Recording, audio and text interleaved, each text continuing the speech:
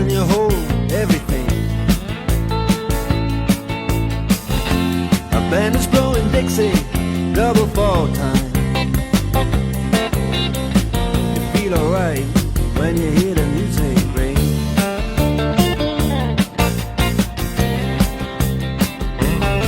Well, now you step inside, but you don't see too many faces. E turma, acabei de guardar a barraca aqui. Vou ali tomar um banhozinho e cair pra uma trilha aí, trocar ideia com vocês. Bora!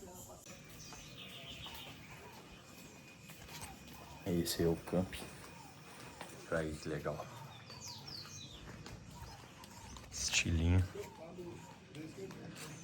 Bem doido. Fala, galera! Galera, conforme prometido, parei nas entradas do Parque Nacional Serra do Cipó para gravar uma reflexão e até legal comentar um pouquinho sobre essa parada, que eu acho que muita gente pode se identificar de alguma forma com esse sentimento. Caralho, tem um bicho enorme. Não, vazou. Enfim. Eu acho muito engraçado, porque sempre quando eu vou viajar, eu tô voltando, principalmente quando eu tô voltando de viagem e a gente tá viajando em família, meu pai, ele sempre fala assim, não, a gente tem que voltar o mais rápido possível, pode ficar na estrada e tal e tal. E assim, beleza, tem razão, eu acho que é o mais sensato mesmo se fazer quando você tá voltando, tentar pegar a estrada cedo e tentar pegar os melhores caminhos. Só que tem hora que você tem que parar, sabe?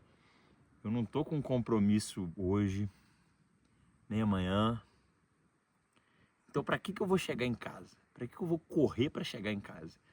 Então eu decidi parar neste belo pico, que inclusive dá acesso à travessia do Pico dos... Como é que chama? Marins? Não, acho que não é Marins não. Pico dos Alves, Serra dos Alves. E eventualmente vou fazer essa travessia, achei muito interessante. São quase 3 dias de caminhada e, enfim, o rolê é bem legal. Acho que muita gente pode curtir esse passeio eventualmente. Acho que hoje não é o dia. Ainda mais que eu não estou nem um pouco preparado para atravessar durante 3 dias a Serra do Cipó. Mas vamos lá. O que eu queria dizer nesse vídeo hoje? Por que eu parei aqui? Enfim, estou refletindo sobre isso.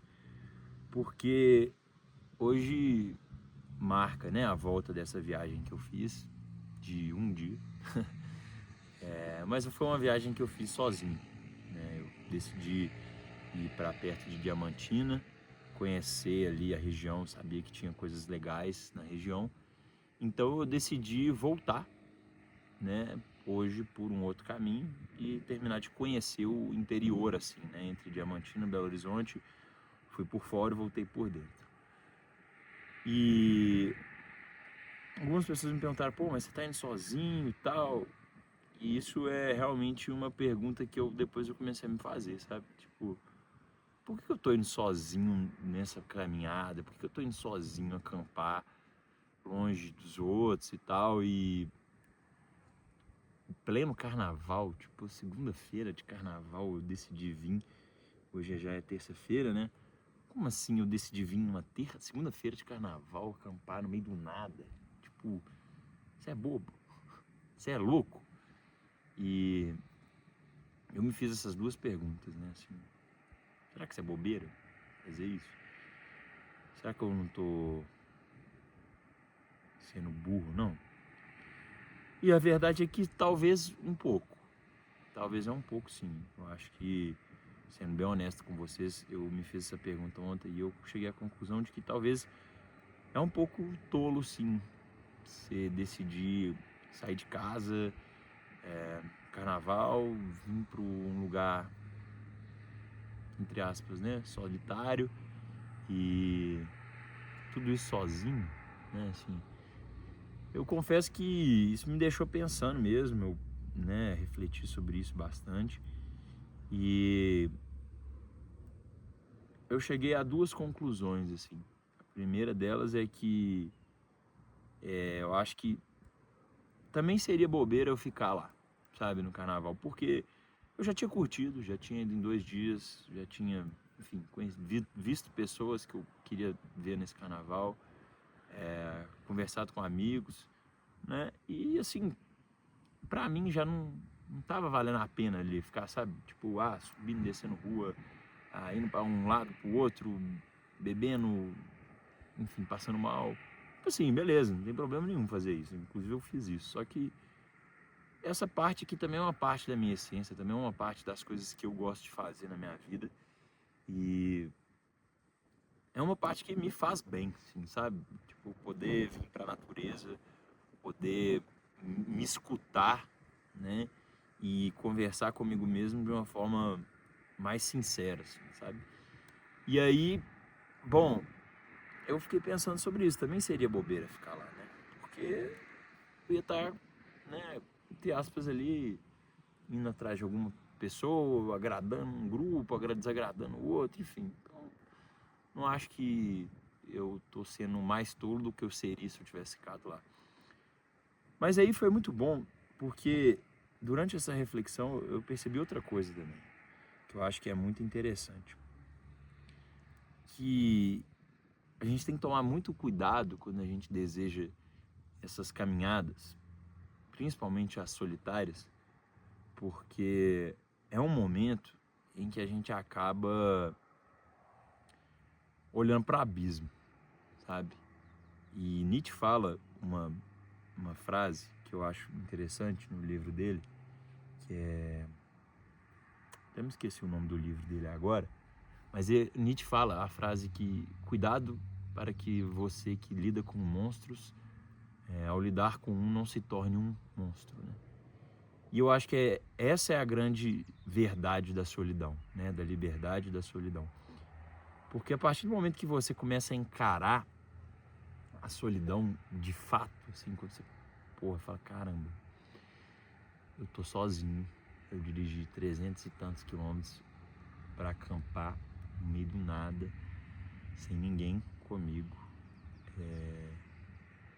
Você começa a olhar para o abismo, sabe? Você fala, que isso, eu sou desse nível, assim, será?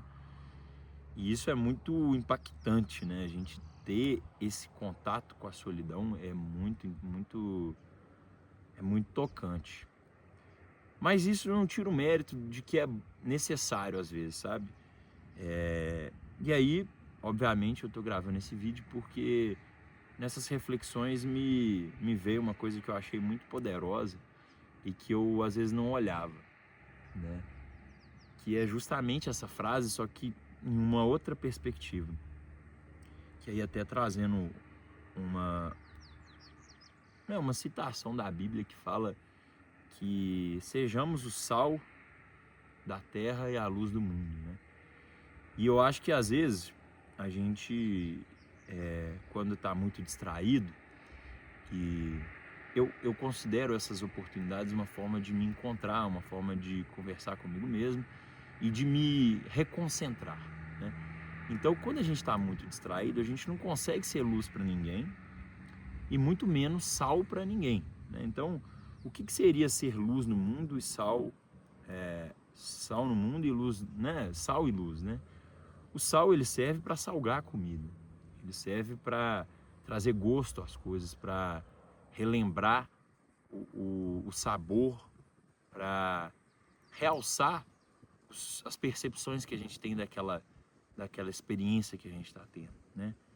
E quando a Bíblia fala para a gente ser sal da terra, é para que a gente possa salgar os momentos da vida das pessoas que estão ao nosso redor, que a gente consiga trazer sabor para essa vida, trazer prazer em viver aquele momento, né?